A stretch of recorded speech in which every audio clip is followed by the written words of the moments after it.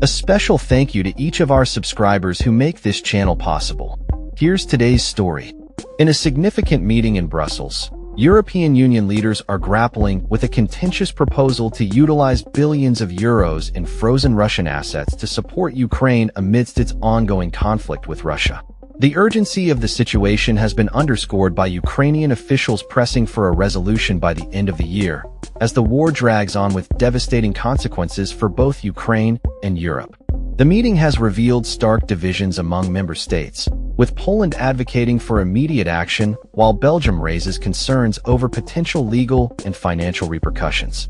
The backdrop to this debate is the escalating rhetoric from Russian President Vladimir Putin, who recently dismissed European leaders as little pigs, and U.S. President Donald Trump's criticism of Europe for perceived weaknesses in its response to the conflict.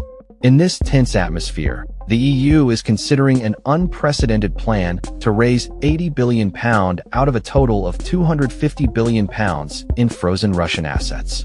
This funding would aim to bolster Ukraine's war efforts and exert pressure on Putin to cease hostilities. However, the proposal has been met with caution as EU leaders navigate the complex legalities surrounding the freezing of these assets. Belgium, which holds a significant portion of the frozen assets, is particularly wary of a potential legal backlash from Russia, fearing that a successful challenge could result in the country being liable for the entire amount. Belgian Prime Minister Alexander De Croo has voiced his opposition to the idea, arguing that it resembles an act of war by redistributing funds from one belligerent party to another. As discussions continue, the European Commission is exploring avenues to secure £80 billion through either the repurposing of frozen assets or international borrowing. The proposed funds would cover military expenditures and essential services that have been severely impacted by nearly 4 years of conflict. European Commission President Ursula von der Leyen has indicated that this loan could meet 2/3 of Ukraine's funding needs over the next 2 years, with other partners expected to contribute the remainder. In a parallel effort, the United Kingdom has around £25 billion in frozen Russian assets and is seeking to coordinate with EU nations to access these funds for Ukraine. The total amount of assets frozen in the West following Russia's full-scale invasion is estimated to be around £290 billion. Amid these financial maneuvers, the political landscape remains fraught with disagreement. Italian Prime Minister Giorgia Meloni has warned against pursuing a plan that lacks a solid legal foundation, suggesting that it could grant Russia a significant victory in the ongoing conflict.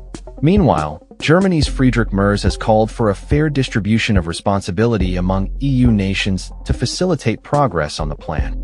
Poland's Prime Minister Donald Tusk has been vocal in urging swift action, stating, "Either money today or blood tomorrow," emphasizing the gravity of the situation not just for Ukraine but for Europe as a whole. As tensions rise, Russian officials have threatened severe repercussions for any illegal actions involving their assets, signaling a potential escalation in hostilities should the EU proceed with the proposed plan. As the EU prepares to vote on this historic proposal, the outcome remains uncertain. The discussions illustrate the delicate balance European leaders must strike between supporting Ukraine and managing the legal and financial risks associated with the use of frozen Russian assets. With the clock ticking towards the end of the year, the pressure is mounting for a resolution that could have far-reaching implications for the future of Ukraine and the stability of Europe. That's all for this story. We upload videos every day covering many different subjects, so hit that subscribe button to stay informed. Thanks for watching.